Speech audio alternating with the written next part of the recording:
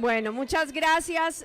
Primero, vamos a darnos todos un aplauso por este espacio tan magnífico que se ha creado gracias a todas las autoridades de la región que han estado acá, a los congresistas, al Congreso de la República que nos ha acompañado, a los alcaldes, a los concejales, a los campesinos, las campesinas, todos los sectores productivos. Esta resolución en borrador lo que hizo fue juntarnos, como dijo una de las compañeras que habló, generar una juntanza para dirimir un conflicto. Yo no creo que sea justo con esta región, 15 años de incertidumbre y 15 años de conflicto socioambiental. Nosotros no podemos dejar las decisiones para el último momento, un poco como cuando el río ya va a llegar a la desembocadura, que es la licencia ambiental. La licencia ambiental ya es el último momento en donde uno ya debería haber tenido un marco de concertación social, de concertación económica, de planificación territorial, que haya generado un consenso territorial sobre una actividad. Y la licencia se supedita a decir si cómo se va a hacer esa actividad, si mitiga los impactos, no los mitiga, y si no los mitiga y causa riesgos, pues no se entrega. Pero en este país hemos hecho una planificación mineroambiental tan mal hecha que le dejamos todo a la decisión de la licencia ambiental, que se entregaron concesiones sin planificación territorial ni consenso social, que no se fue claro con las comunidades en los beneficios y no beneficios de esas actividades, y se cree que las autoridades ambientales solo somos unos trámites, unos tramitólogos, que tramitamos y tramitamos instrumentos y que de ahí va a salir una planificación integral del territorio. Este gobierno está en el camino de cambiar esto. El Sistema Nacional Ambiental, compuesto por las corporaciones autónomas, el Ministerio, los 5 institutos de investigación, parques nacionales, tenemos que ser un sistema que ayude a planificar racionalmente el territorio desde las vocaciones sociales, culturales, ambientales e históricas, y que entreguemos límites al desarrollo. Y cuando hablo de límites, no es un obstáculo al desarrollo. Los límites son precisamente para que ese desarrollo sea regenerativo, sea productivo y genere bienestar. Los límites son al revés, un punto de partida para la innovación, para generar nuevas formas de producir. Creo que los jóvenes con muchísima claridad política lo dijeron. Tenemos que generar una forma de producir que sea adecuada a las realidades territoriales. Y ninguno ni ninguna podemos olvidar que estamos en el marco de la crisis climática. Eso es lo que marca el siglo XXI. Ya el progreso no es como fue antes.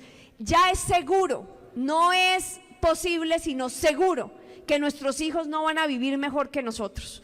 Eso es una realidad y los niveles de incertidumbre son altísimos y desafortunadamente la humanidad no para de emitir gases de efecto invernadero y por lo tanto lo que sí es cierto científicamente es que el planeta va hacia un calentamiento mayor con esa incertidumbre de eso que va a generar. Eso es una realidad científica, no es una propuesta ideológica. Y en ese marco, al Sistema Nacional Ambiental nos corresponde ser claros con la sociedad, garantizar los estudios científicos y técnicos, y ha sido muy claro en esta audiencia que hay propuestas, que hay conocimiento del territorio, que hay estudios a profundidad, que hay instrumentos de planificación desde toda la provincia de Carmata, hasta los municipios, hasta los planes de ordenamiento territorial, hasta el trabajo de la corporación, hasta el mismo trabajo de los sectores productivos, hasta las propuestas de las mesas campesinas que están trabajando sus planes de vida, hasta los agroecologistas, hasta los campesinos tradicionales, hasta sectores productivos que han entrado también al territorio.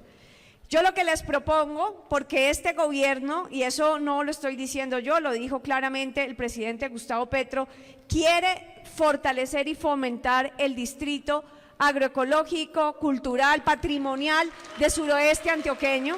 Eso es un compromiso que está en nuestro programa de gobierno, eso es un compromiso que se vino a hacer aquí políticamente, pero hay que hacerlo bien. Y hay que hacerlo con las comunidades, con los sectores productivos, y hay que hacerlo desde el conocimiento acumulado y las propuestas de los territorios y el debate político y democrático. Desde allí es que hay que hacerlo. Por eso nos interesa fortalecer la protección de las conectividades ecológicas. Como ministra de Ambiente esa es mi competencia y tenemos que trabajarlo con el Sistema Nacional Ambiental, y proponemos que hagamos una mesa de trabajo multiactor, como exactamente lo propuso la última persona, para ese distrito agroecológico y distrito productivo turístico, para aterrizar, uniendo todos esos instrumentos que ya tiene el territorio, todas las propuestas que existen, unamos toda esa información técnica, porque la información técnica sí existe, está desarrollada, y si hay vacíos, pues los desarrollamos. Vamos a unir todas esas propuestas, mirar lo que está en los planes de ordenamiento territorial, mirar lo que está en el plan integral de la provincia de Carmata, para ir definiendo la vocación de ese distrito agroecológico y turístico. En el tema de minería, me ha pedido la empresa específica, y también quiero ser claro que esto que estamos trabajando acá no es una propuesta en contra o a favor de una empresa, sino que es una discusión sobre la vocación productiva del territorio. Y hay una pregunta estratégica que es cierta, porque sí vamos a necesitar definir metales en Colombia para la transición energética, pero no podemos volverlo a hacer de la misma forma. No puede ser entregando títulos y concesiones por todo el territorio sin haber hecho los pactos sociales y de planificación territorial. La industria de los metales para la transición energética en Colombia tiene que tener una planificación, y eso es un trabajo que ya la sentencia nos manda a hacer concertado entre ambiente y minas. ¿Dónde está la prospectiva de esos metales? ¿En qué regiones? Y hay que ir a hacer los pactos sociales con esas regiones, si allí en esa voluntad es posible llegar a un acuerdo antes de entregar concesiones y títulos. No es justo tampoco con las empresas ponerlas frente a una población sin intermediación del Estado, sin contrato social, sin licencia social. Eso es una tarea que tiene que hacer el Estado para generar la gobernanza que después le permita a las empresas que tengan la tecnología, la capacidad, venir a hacer ese proyecto. Y ahí sí, proponer un proyecto, en ese caso, por ejemplo, minero, que ya cuente con un acuerdo social, económico, territorial, que sabe la comunidad que va a venir, a qué viene, y además que la comunidad tiene derecho a exigirle al gobierno nacional cuál va a ser el beneficio para el territorio. Nosotros no podemos repetir situaciones de extractivismo como nos pasó, por ejemplo, en La Guajira, donde hoy podemos decir con certeza que después de 30 años de carbón no es mejor la situación de los habitantes ni de las comunidades indígenas, porque no hubo pacto social de entrada. Y vamos ahorita a que La Guajira se convierta en la punta de lanza de la transición energética. Pues antes de que eso pase hay que hacer un pacto social con las comunidades guayú. Ellas, ¿qué van a recibir de ese desarrollo? ¿Qué van a ganar? Y eso no es solo ganar empleos, porque el extractivismo no trae gran empleabilidad, es intensivo en capital, no es intensivo en empleo. Y entonces, si no va a generar empleo y reemplaza acciones productivas, entonces, ¿cuál es el contrato social de esa actividad? Porque va a tomar muchas hectáreas que se podrían generar para otra cosa, y que esa otra cosa podría ser más rica en empleo. ¿Cuál es la compensación? A la gente del territorio, no a las regalías, que por la ley de regalías hoy tampoco quedan en el territorio. Como la política fue repartir la mermelada equitativamente en toda la tostada, significa que eso, que antes era 87% de regalías a los municipios, hoy queda menos del 10% de esas regalías a los municipios. El marco económico, jurídico y de gobernanza de la actividad minera tiene que ser trabajado con responsabilidad. Y desafortunadamente, no lo digo yo, lo dice la sentencia del Consejo de Estado del 4 de agosto, no ha sido responsable el Estado colombiano. Y decía que no es justo tampoco con la inversión extranjera, porque el Estado colombiano sí le debe garantizar a esa inversión extranjera una claridad. ¿Cuántos proyectos a gran escala llevan muchos años tratándose de hacer a la fuerza y no se han podido hacer? Porque precisamente hemos generado todo este conflicto socioambiental. Entonces, lo que queremos decir también al sector minero es que este gobierno va a hacer una planificación clara de los minerales de la transición energética. Empieza por una prospectiva del sector minas y energía, de saber dónde están esos minerales, continúa desde el Estado, porque esa riqueza además es del Estado y debe contribuir al bienestar de todos los colombianos y colombianas y a fortalecer el Estado colombiano. Para eso es la riqueza minera. Y debe contribuir a la industrialización, porque no puede ser que ahora volvamos a hacer el extractivismo de extraer los minerales de la transición energética para exportarlos, que allá hagan la tecnología y luego nosotros terminemos comprando la tecnología, los trabajos quedándose en China y en otros lugares y la riqueza saliendo de acá, y a nosotros sí nos dejan los pasivos ambientales que además, senadora Isabel Cristina, tenemos que está en vía de regulación en el Congreso, porque ni siquiera este Estado ha tenido una responsabilidad de definir cómo se cierran realmente esas minas responsablemente. No hay una legislación fuerte, yo lo tengo que decir como autoridad ambiental de este país. Y entonces ahora tenemos una cantidad de líos para cerrar esos contratos mineros y los impactos ambientales quedando en el territorio. ¿Y quién va a pagar eso? ¿Quién va a pagar después eso? ¿Otra vez nosotros con nuestros impuestos? No, necesitamos fortalecer el marco jurídico, porque una empresa responsable tiene que ir desde el principio hasta el fin y la licencia tiene que contemplar con claridad el cierre. Y hoy les tengo que decir, como autoridad ambiental de este país, que las licencias no contemplan seriamente ese cierre. Entonces nos parece muy fácil al principio, pero 20 o 30 años después ya está el pasivo ambiental y nadie responde.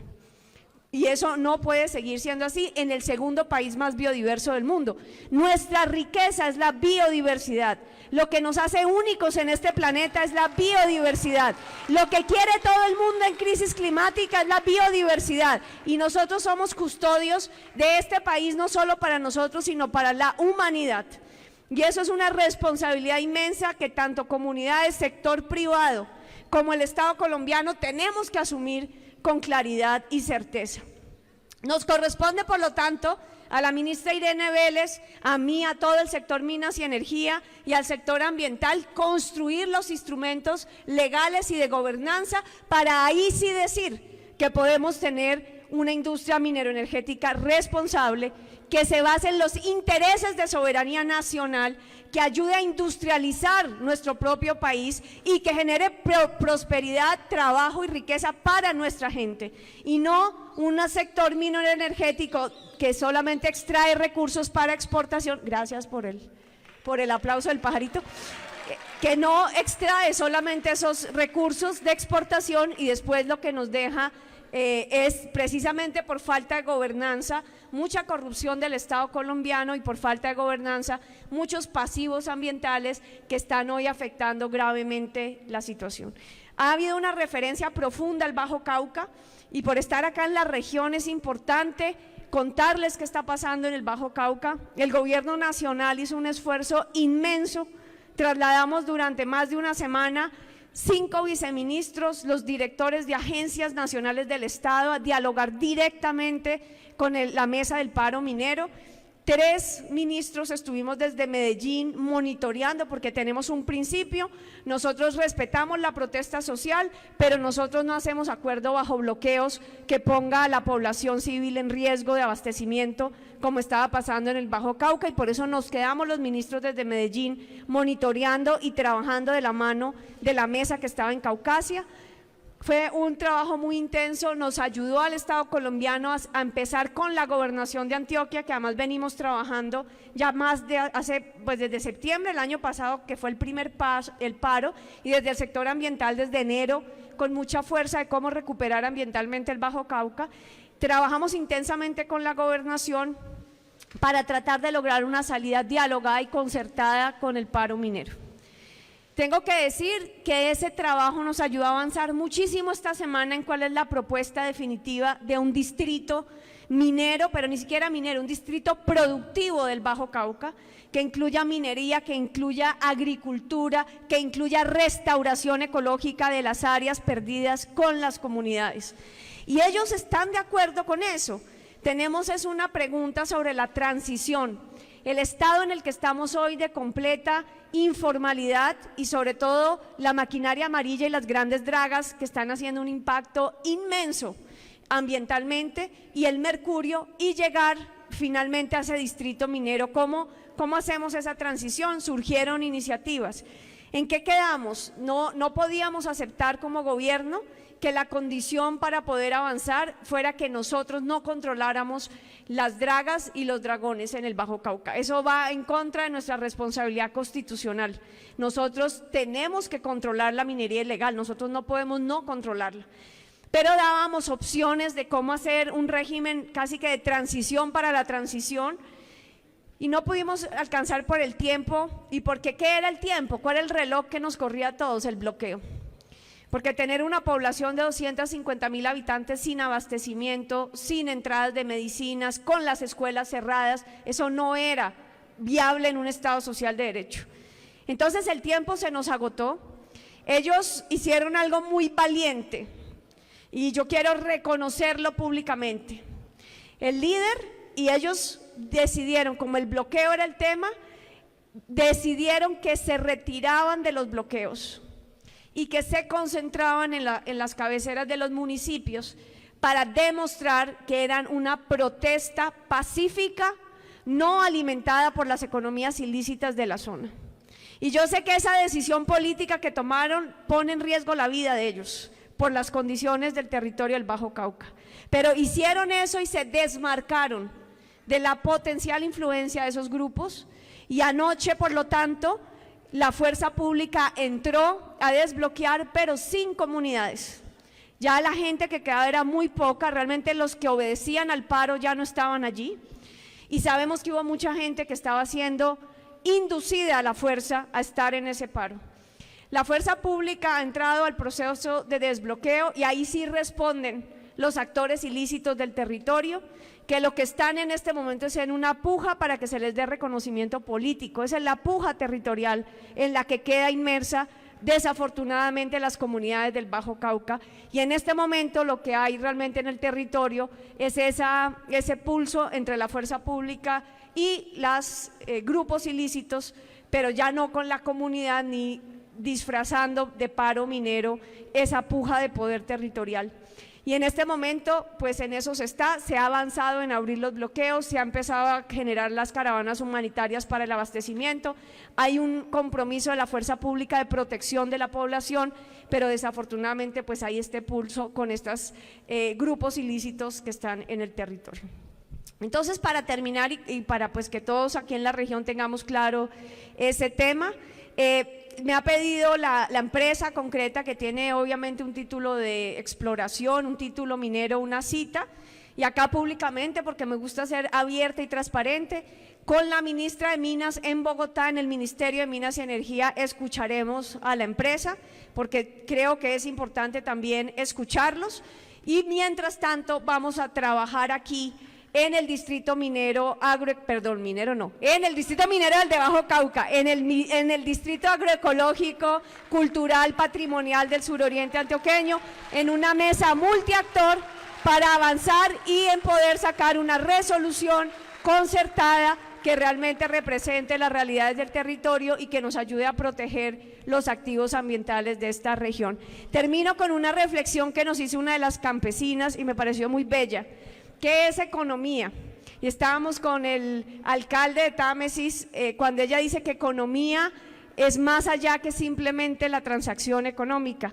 Y nos pusimos, él muy proactivo se puso a buscar cómo era la etimología de la palabra economía, y viene de eco, y eco es la morada, eco es la casa. Eco es de donde parte todo. No puede haber economía sin casa, no puede haber economía sin territorio. Vamos a cuidar el territorio que genera la economía.